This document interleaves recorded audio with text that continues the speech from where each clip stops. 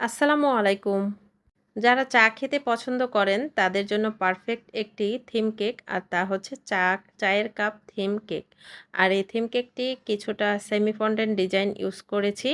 আর এই ডিজাইনটার টোটাল ডেকোরেশনটা আপনাদের সামনে শেয়ার করব। রিসেন্টলি আমি আমার কেক পেজে আমি এই ভিডিওটা শেয়ার করেছিলাম। একটু প্রবলেমের কারণে ডিলিট করতে হয়েছে। তাই আবার নতুন করে শেয়ার করছি। কেকের কাস্টমার আপু যার জন্য কেকটা অর্ডার করেছিলেন, আসলে ওনার হাসব্যান্ডের জন্য কেকটা অর্ডার করেছিলেন। আর ওনার হাসব্যান্ড চা খেতে অনেক পছন্দ করেন। আর তার জন্য আমাকে বলেছিলেন চায়ের কাপ ডিজাইন করে কেকটার ডেকোরেশন করতে। অর্থাৎ কেকটায় যেন চায়ের কাপের ডিজাইনটা থাকে আর দেখতে যেন সুন্দর হয়। তাই আমি চেষ্টা করেছি সেই অনুযায়ী কেকটাকে ডেকোরেশন করতে। আর ১.৫ পাউন্ডের মধ্যে এই কেকটাকে আমাকে কমপ্লিট করতে বলেছিলেন। আর কেকটা ছিল চকলেট ফ্লেভারের। দেখে নিশ্চয়ই বুঝতে পেরেছেন ডেকোরেশনটাতে।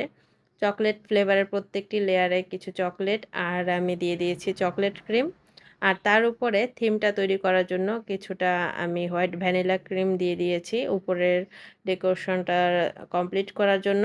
আর সবগুলো কেকের ক্রিম লেয়ারগুলোতে দিয়ে তারপরে আমি চারিদিকটা খুব সুন্দরভাবে প্যালেট নাইফ দিয়ে একদম ফিনিশিং টেনে দিচ্ছি যেন একদম কোথাও কোনো এলোমেলো ভাবটা না থাকে, একদম স্মুথ হয় উপরের ডেকোরেশনটা।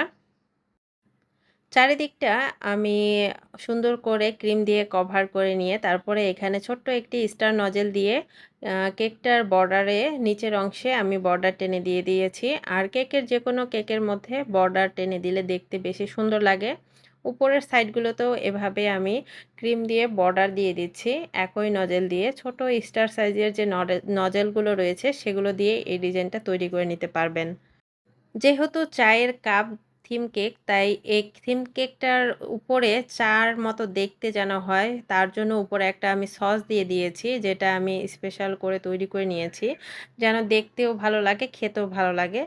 আর এই কেকটার উপরে এরকম সুন্দর করে চায়ের কালারের আমি সসটা দিয়ে দিয়েছি, কিছুটা ব্রাউনিশ কালার। আর দেখতেও কিন্তু কালারটা মাশাআল্লাহ অনেক ভালো লাগছিল। আর সসটা দেবার পর আমি এখানে দিয়ে দিয়েছি আম এখানে টোস্ট দিয়ে দিয়েছি ২ টি। আর এটা কিন্তু রিয়েল টোস্ট।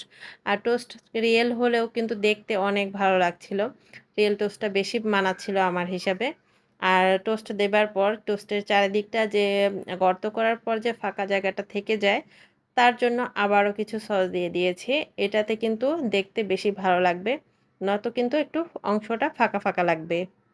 এখানে আমি কিছু সেমি ফন্ডেন্ট ডিজাইন তৈরি করে নিয়েছি। আর যেহেতু এটা জেন্টসের জন্য অর্ডার করা কেক, তাই এখানে ছেলেদের ডিজাইনের মানানসই কিছু ডিজাইন আমি তৈরি করে নিয়েছি। যেমন মুস ডিজাইন, অর্থাৎ দাড়ি মোজ থাকে না ছেলেদের, সেই টাইপের আর কি।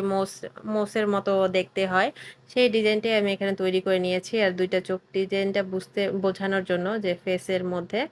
আর তারপরে লাস্টের দিকে আমি এখানে চায়ের যে আম যে সেটা আমি ফন্ডেন্ট দিয়ে তৈরি করে টুথপিক দিয়ে জাস্ট এভাবে আটকে দিয়েছি। এখানে আমাকে কাস্টমার লিখে দিতে বলেছিল যে, "চা খাও, জাস্ট এটা লিখে দিবেন। আর একটা টপার দিয়ে দিবেন।" আমি এভাবেই করে আমি এই কাজটাকে কমপ্লিট করি। আর কেকটা কিন্তু মাশাআল্লাহ অনেক সুন্দর লাগছিল। সবাই কমেন্টে জানাবেন যে কেকটা কেমন হয়েছে। আল্লাহ হাফেজ।